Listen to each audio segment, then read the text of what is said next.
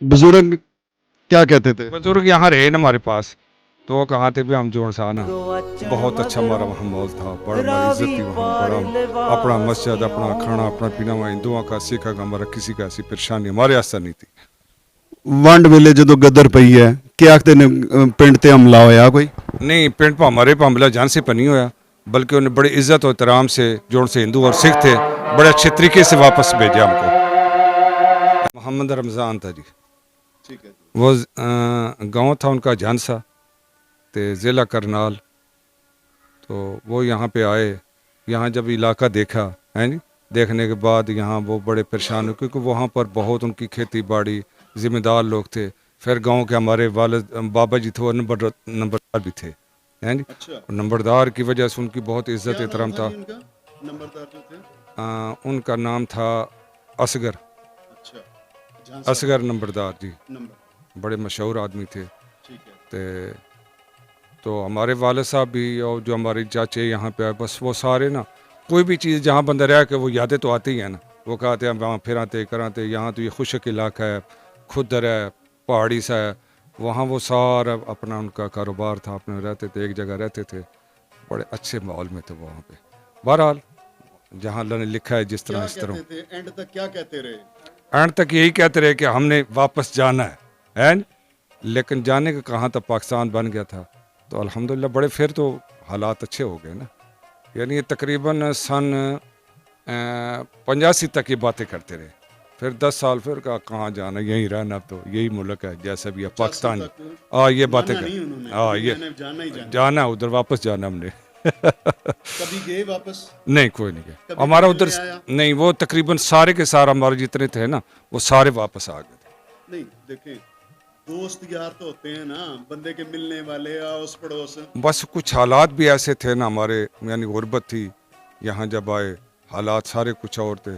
वो तो थे, मालक भी गरीब सी। नहीं, वो इस तरह था ना, वो हमको जगह मिली सारी भेरे में, मेरा तो बड़ी एग्रीकल्चर लैंड और नहीं अब नहीं है वहाँ, अभी भी नहीं उतनी तरक्की हुई वहाँ पे। वो जो है ना जौहरिया रोड पे, वहाँ अभी, हाँ जौहरिया रोड पे, वहाँ इतनी तरक्की नहीं हुई खास। अच्छा, अभी वहाँ कमी है थोड़ी। ठीक है। बस अल्हम्दुलिल्लाह अल्लाह ने अच्छा। पहले आप लोग बेरे आए? नहीं, यहीं आए, जो हमारा, जमीन उधर मिली? हाँ ज़मीन उधर, हमारा चाचा और ताया उधर ही है, आज उनकी औलाद भी वहीं है। बेरे के साथ हाफजाबाद है, छोटा सा गांव, वहाँ पे रह रहे हैं वो। अल्हम्दुलिल्लाह वो भी खुशबाश है, ठीक है, अल्लाह के फजल से। देखो जी, अपनी मिट्टी अपनी हुंदी है, अपना वतन अपना हुंदा है। कि किस तरह उन्होंने दसिया कि उन्होंने वालिद मरदे दम तक 85 तक, सन 85 तो बाद उन्होंने यकीन हो गया कि हुण असी वापस नहीं जाना, क्योंकि एड़ा विछोड़ा है ना, ये बड़ा डाटा है। एड़ी धरती नूं मां क्यों कहा गया है? ऐसे लिए क्या है, एक मां ਉਹ ਹੁੰਦੀ है जो इंसान ਨੂੰ ਜੰਮਦੀ है, दूसरी मां ਉਹ ਹੁੰਦੀ है ਜਿਹਦੀ ਸੀਨੇ ਨੂੰ ਤੁਸੀਂ ਚੀਰ ਕੇ ਧਰਤੀ ਮਾਂ ਤੋਂ ਕਣਕ, ਚੌਲ, गेहूं, कोई शै भी ਜਿਹੜੀ ਉਗਾ ਕੇ ਉਹ ਫਿਰ ਖਾਂਦੇ ਹੋ, ਇੱਕ ਮਾਂ ਉਹ ਹੁੰਦੀ ਹੈ। ਮਾਂ ਦੇ ਵਿਛੋੜੇ ਦਾ ਸਦਮਾ ਤੁਸੀਂ ਦੇਖ ਸਕਦੇ ਹੋ। ਇਹ ਤੁਹਾਨੂੰ ਮੈਂ ਦਿਖਾਇਆ ਸੀ ਖਾਰੀਆਂ ਦੇ ਲਾਗੇ ਸੰਤਪੁਰਾ ਪਿੰਡ ਦੇ ਵਿੱਚ। ਇਸੇ ਉਮਰ ਦੇ ਬਾਬਾ ਜੀ ਸਨ ਜਿਹੜੇ ਕਿਸੇ ਨਾਲ ਗੱਲ ਨਹੀਂ ਸੀ ਕਰਦੇ, ਪਰ ਅੱਜ ਵੀ ਜਦੋਂ ਮੈਂ ਝਾਂਸੇ ਦਾ ਨਾਮ ਲਿਆ ਤਾਂ ਸਿਰ ਨੂੰ ਇੰਝ ਕਰਦੇ ਨੇ ਝਾਂਸੇ ਦੇ ਨਾਮ ਦੇ ਉੱਤੇ।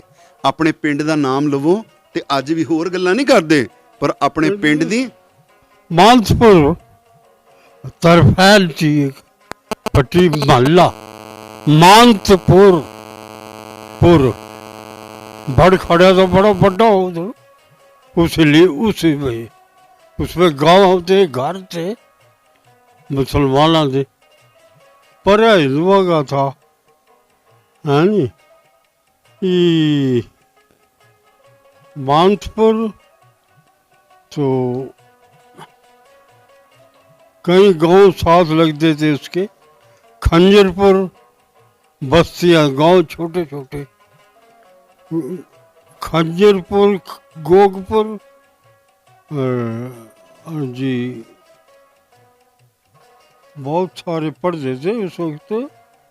शाहबाद स्टेशन था 4-5 मील।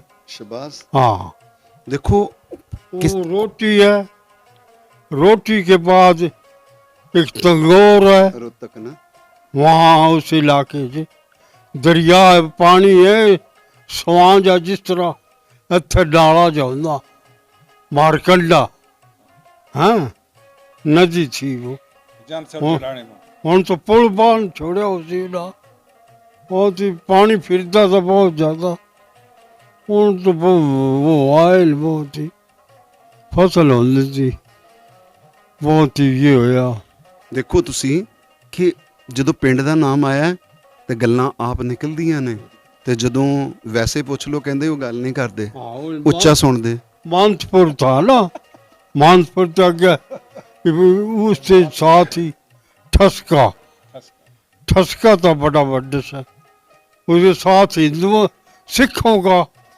एक रोटी है गांव वो सिखों की थी सिख थे उसमें आबाद इस भी है ਕਿਆ ਬਾਤ ਹੈ ਆਪਣੇ ਘਰ ਦੀ ਕਹਿੰਦੇ ਨੇ ਕਿ ਆਪਣੇ ਘਰ ਪਰਦੇਸੀਆਂ ਵਾਂਗੂ ਦੇਖ ਲਓ ਅੱਜ ਕਿੰਨੀਆਂ ਯਾਦਾਂ ਆਉਂਦੀਆਂ ਨੇ ਜਿਹੜਾ ਜ਼ਿਲ੍ਹਾ ਹਰਿਆਣਾ ਬਣ ਗਿਆ ਸੂਬਾ ਹਰਿਆਣਾ ਬਣ ਗਿਆ फसल होती थी पर वो मरो या वो रात झाड़ इतनी ज्यादा वो है कुछ तकलीफ हुई है हाँ?